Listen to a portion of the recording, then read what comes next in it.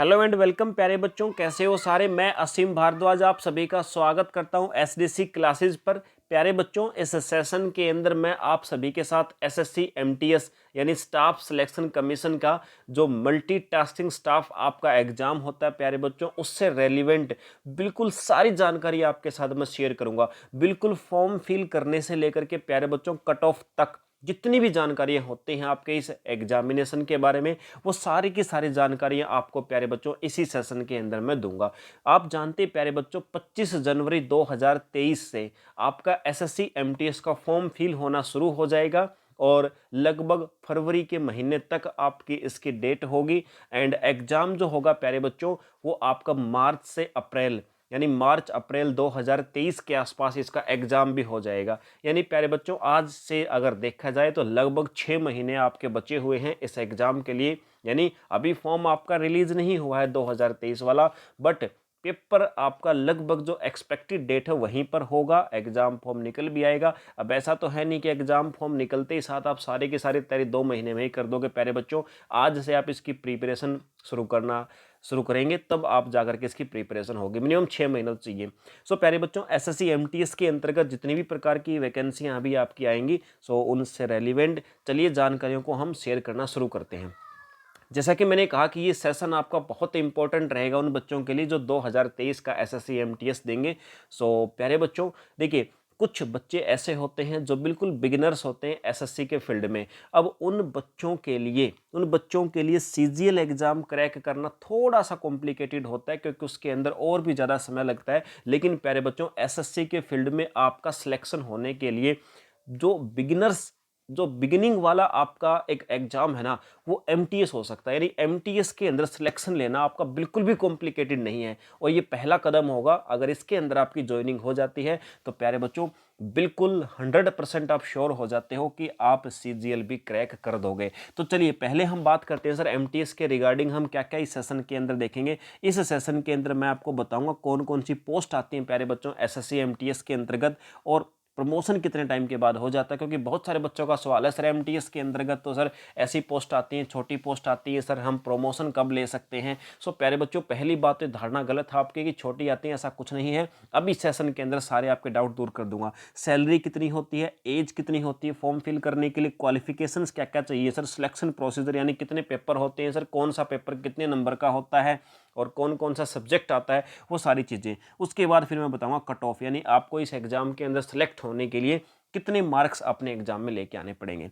चलिए प्यारे बच्चों, शुरू करते हैं, सेशन को आरंभ करते हैं। और सबसे फर्स्ट थिंग हमारी कि सर पोस्ट कौन कौन सी आती हैं इस फॉर्म के अंदर। प्यारे बच्चों, पोस्ट की अगर बात किया जाए तो पोस्ट इस प्रकार के आएंगे, जैसे पीएन हो गया, गार्डनर हो गया, वॉचमैन हो गया। यानी कि ऐसी पोस्ट इसके अंतर्गत हैं जिसके अंदर आपको दिमाग का तो है ना, मतलब फ्रस्ट्रेशन वाला काम तो है ही नहीं आपका। आज के इस समय के अंदर सबसे बड़ी समस्या फ्रस्ट्रेशन वाली, तो ऐसी कोई भी जॉब नहीं है कि जो आपको फ्रस्ट्रेशन देगी। बिल्कुल रिलैक्स वाली जॉब आपकी प्यारे बच्चों हैं, तो इस प्रकार की जॉब आपको मिलेंगी इसके अंतर्गत। बहुत बहुत आसानी से। और ऐसा नहीं है कि इन पोस्ट के अंदर जैसा आप सोचते हो प्राइवेट सेक्टर के अंदर की पीएन, गार्डनर या वॉचमैन ऐसा होता कोई भी मालिक आकर के कुछ भी कह दे, ऐसा कुछ बिल्कुल भी नहीं है प्यारे बच्चों। बिल्कुल आप फीलिंग आपको बहुत अच्छी रहेगी जॉब के दौरान। और बाकी तो आपको पता ही है आजकल लोग किस प्रकार से ये जॉब्स कर रहे हैं। तो यानी कहने की बात है प्यारे बच्चों, इस प्रकार की कोई भी जॉब हो सकती है। आपकी पोस्ट ऑफिस में ड्यूटी हो सकती है। पोस्ट ऑफिस के अंदर भी आपको क्या करना पड़ेगा, आपको क्लर्क से नीचे वाले काम। क्लर्क से नीचे वाले काम का मतलब प्यारे बच्चों, आपको कोई डॉक्यूमेंट यहाँ से वहाँ लेके जाना पड़ेगा, या आपको कोई मशीन के ऊपर आपको कुछ बोल दे कि फैक्स कर दो इसको, या कोई कोई भी डॉक्यूमेंट हो सकता है जिसको आपने इधर उधर करना मिलेगा। देखिए, एलडीसी क्लर्क आपसे ऊपर पोस्ट होती है एलडीसी क्लर्क की, उसका काम होता है प्यारे बच्चों किसी भी कंटेंट को टाइप करना, लिखना, पढ़ना। लेकिन आपका काम होता है उसको वो सारी चीज़ें उपलब्ध करवाना, कागज उपलब्ध करवाना, या कोई फाइल उपलब्ध करवाना। इस प्रकार के काम होते हैं प्यारे बच्चों। तो बिल्कुल भी छोटी पोस्ट नहीं है, बिल्कुल एक्यूरेट ओके होती हैं। फिर भी आप चाहें सर कि प्रमोशन कितने टाइम में हो जाएगा, प्यारे बच्चों ये लीजिए, इसके लिए भी मैंने आपको बता दिया। आप भी प्यारे बच्चों प्रमोट होकर के एलडीसी क्लर्क बन जाओगे। कब? लगभग 5 से 6 साल में। ठीक है, 5 से 6 साल लगेंगे आपको। आप डिपार्टमेंटल देखो एग्जाम्स तो उसके अंदर होते रहते हैं, आप अगर डिपार्टमेंटल एग्जाम नहीं भी दोगे प्यारे बच्चों तो भी 5 से 6 साल के बाद आप एलडीसी क्लर्क बन जाओगे इस एग्जाम में सिलेक्शन होने के बाद। सो इसका मतलब है प्यारे बच्चों कि आप बिल्कुल भी ये ना सोचे छोटी पोस्ट है, आप सिलेक्शन लो और लेने के 5 से 6 साल के बाद आपकी पोस्ट बढ़ के क्लर्क की हो जाएगी।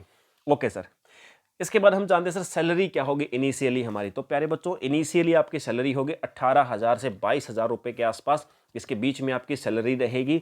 और देन प्यारे बच्चों 7th पे कमीशन के बाद अगला जो पे कमीशन होगा उसके बाद लगभग इसके बाद लगभग प्यारे बच्चों आप मानो आपकी सैलरी के अंदर लगभग 20% का इंक्रीमेंट होगा।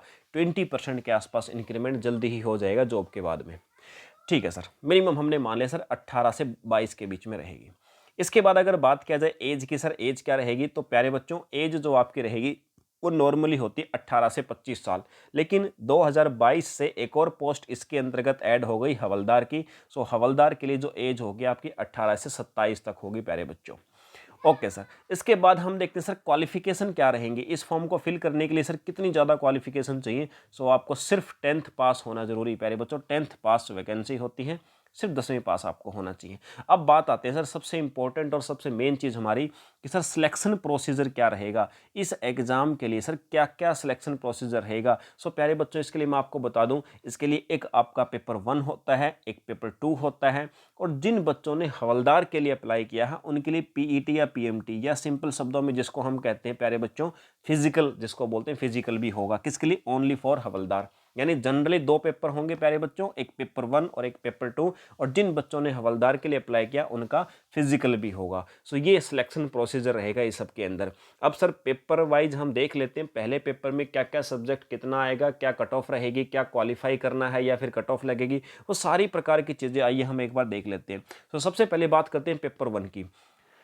पेपर 1 के अंदर प्यारे बच्चों आपका मैथमेटिक्स के 25 क्वेश्चन होंगे 25 नंबर के, रीजनिंग होगी 25 क्वेश्चन 25 नंबर के, जीके होगी 25 क्वेश्चन 25 नंबर के, इंग्लिश होगी प्यारे बच्चों 25 क्वेश्चन 25 नंबर के। यानी कुल मिलाकर के सर 100 नंबर का हमारा पेपर होगा और 90 मिनट हमको इस पेपर को करने के लिए मिलेंगे। यानी 1.5 घंटा आपको मिलेगा प्यारे बच्चों और 100 नंबर का आपका पेपर होगा। बहुत इनफ रहेगा टाइम आपके लिए, बिल्कुल भी ये समय कम नहीं रहेगा।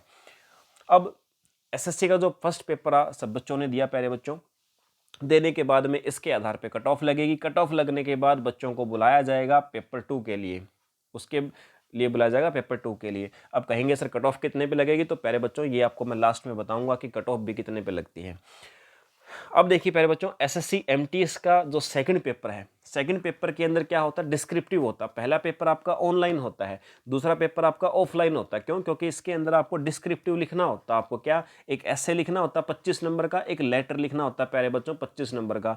यानी सर 50 नंबर का होता है और लगभग आपको 45 मिनट इसके अंदर दिए जाते हैं। ठीक है, और ये जो लेटर आप लिखेंगे जरूरी नहीं कि आपको इंग्लिश में ही लिखना है, या आप हिंदी में भी लिख सकते हैं, इंग्लिश में भी लिख सकते हैं, या कोई और दूसरी हमारे 8वीं अनुसूची जो है संविधान की उसके अंतर्गत जितनी भी भाषाएं हैं उनमें से किसी भी भाषा के अंदर आप इन ऐसे लेटर को लिख सकते हैं प्यारे बच्चों। तो ये हमारा पेपर 2 होगा और ये जो पेपर 2 होगा प्यारे बच्चों ये सिर्फ क्वालिफाई आपको करना है।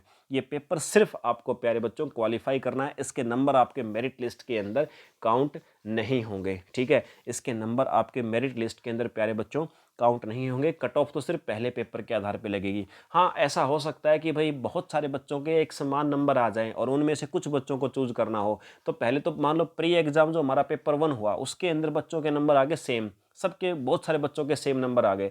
तो अब उन बच्चों में से अगर मान लो 10 बच्चों के सेम नंबर आ गए, उनमें से लेना है सिर्फ 4 बच्चों को, तो उस केस में पेपर 2 के जो नंबर है ना प्यारे बच्चों उनको भी देखा जाएगा कि उन 10 बच्चों में से पेपर 2 में किसके ज़्यादा हैं। सो उन बच्चों को सिलेक्ट कर लिया जाएगा। वैसे जनरली ऐसा होता बहुत कम है, प्री के आधार पर ही सारा सिस्टम होता है आपका।